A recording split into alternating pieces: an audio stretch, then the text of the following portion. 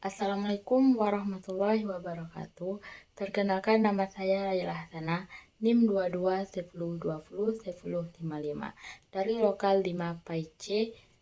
Di sini saya akan mempresentasikan tugas dari mata kuliah metode penelitian dengan dosen pengampu Ibu Messi Octavia SPD MSI. Baiklah, di sini saya akan menjelaskan tentang teknik pengumpulan data.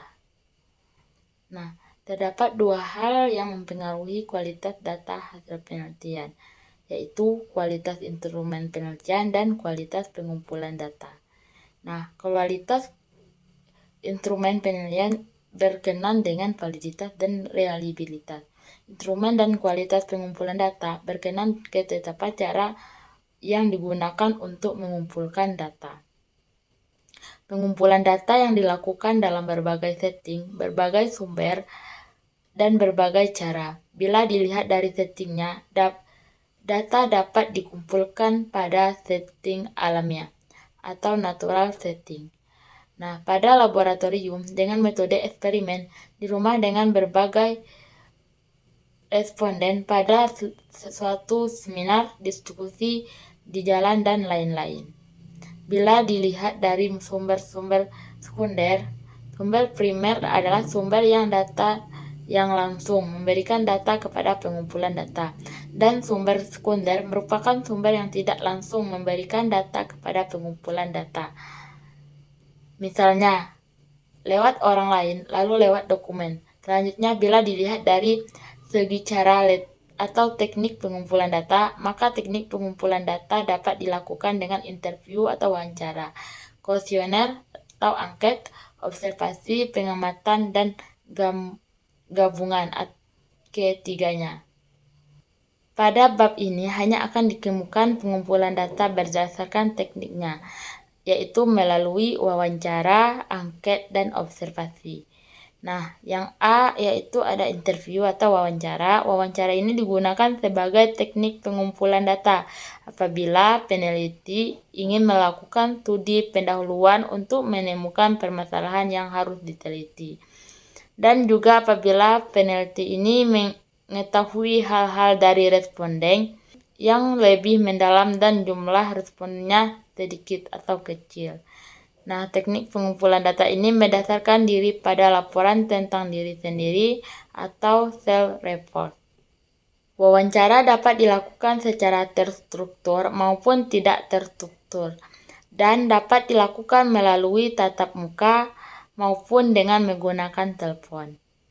Nah, yang pertama itu ada wawancara terstruktur.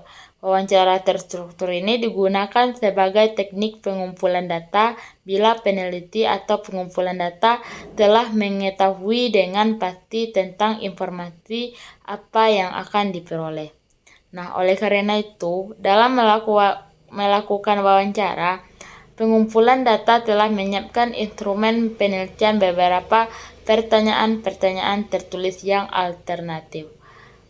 Jawabannya pun telah disiapkan. Dengan wawancara terstruktur, ini di setiap responden diberi pertanyaan yang sama, dan pengumpulan data mencatatnya. Dengan wawancara terstruktur ini pula, pengumpulan data dapat menggunakan beberapa pewawancara sebagai pengumpul data, supaya setiap wawancara itu mempunyai keterampilan yang sama.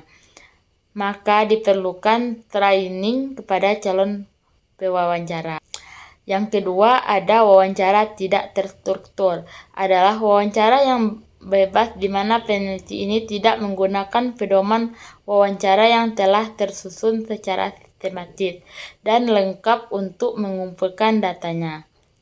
Pedoman wawancara yang digunakan hanya berupa garis besar permasalahan yang akan ditanyakan. Contohnya itu, bagaimanakah pendapat Bapak Ibu terhadap kebijakan pemerintah tentang impor gula saat ini? Dan bagaimana dampaknya terhadap pedagang dan petani? Nah, wawancara ini tidak terstruktur atau terbuka, sering digunakan dalam penelitian pendahuluan atau malahan untuk penelitian penelitian yang telah mendalam tentang responden. Yang B ada kuesioner atau angket. Kuesioner ini merupakan teknik pengumpulan data yang dilakukan dengan cara memberikan seperangkat pertanyaan atau pertanyaan tertulis kepada responden atau untuk dijawabnya.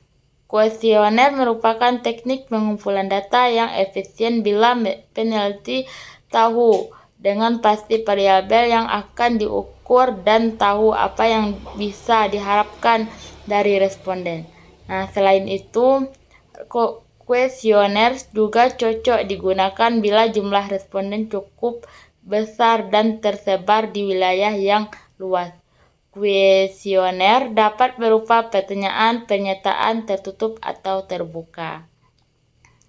Dapat diberikan kepada responden secara langsung, dikirim melalui pos atau internet. Prinsip-prinsip penulisan angket.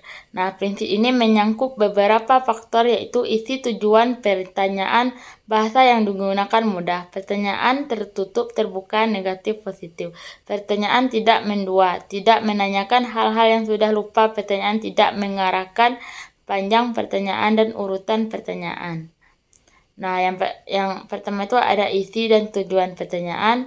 Yang kedua itu ada bahasa yang digunakan. Yang C ada tipe dan bentuk pertanyaan. Yang D ada pertanyaan yang tidak mendua. Yang F pertanyaan tidak mengiring. Yang G panjang pertanyaan. Yang H uraian pertanyaan. Yang I prinsip pengukuran. Dan selanjutnya C yaitu observasi. Observasi sebagai teknik pengumpulan data mempunyai ciri yang spesifik bila dibandingkan dengan teknik yang lain, yaitu wawancara dan kuesioner.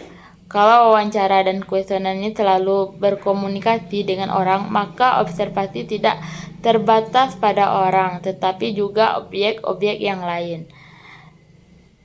Dari segi proses pelaksanaan pengumpulan data, observasi dapat dibedakan menjadi Vartifan observation atau observasi berperan serta non-Vartifan observation.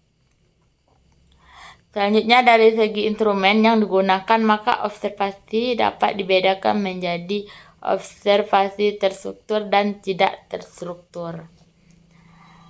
Nah, yang pertama observasi berperan serta Vartifan observation.